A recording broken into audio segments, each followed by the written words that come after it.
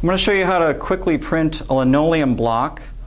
You do not need the felts for this one.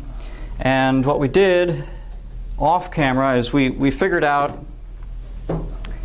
how much pressure to use.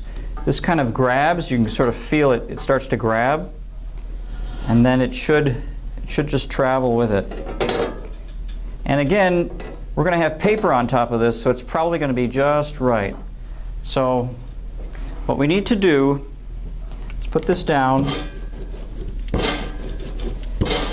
The ink will stay wet for a little while, so if you keep people going, you can probably just, get a few prints out. And these will be very quick, and you can roll people right through and not use as much ink. Anyway, you just get coverage.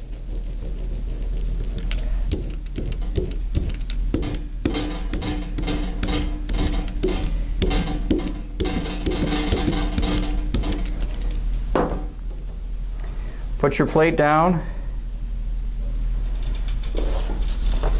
Put a piece of paper over it.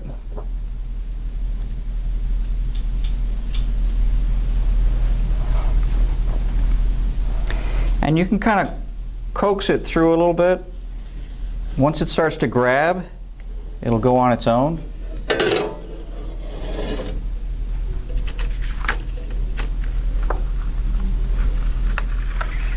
You can peel this back.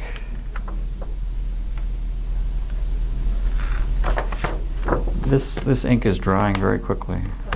Yeah, but you can see got a fairly decent impression. That's how quickly that comes together. If you want to, you can add a little bit of water to this ink to kind of keep it going. And that's something we didn't talk about when we did the first project with the foam. It's a way to extend the ink. You can kind of keep things rolling instead of just adding ink and ink and ink and ink and ink. You can add a little bit of water and rehydrate it and keep it going.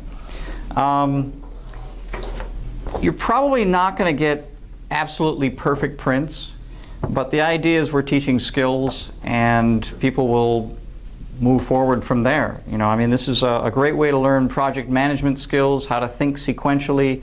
It orders the brain and excites the brain in ways that I think young people and old will really enjoy. It's a lot of fun. When I ran these classes, we had lots of people come through a couple times, 3 times. We'd do like a series, and we'd have people build on their skills and come in and keep going with this. I had one woman who would go home, she would make printing plates, come back and just start printing. She wanted to have everything all set so that she could just keep printing. And so our press is available for that, and she found it like an open art studio of sorts. So there's a lot of possibilities, and you'll see a lot of different skill levels, and you'll all learn from each other too. I find that I learn a lot from watching kids because I have my set of rules that I follow, but kids open it up and they do things I never would have thought of doing.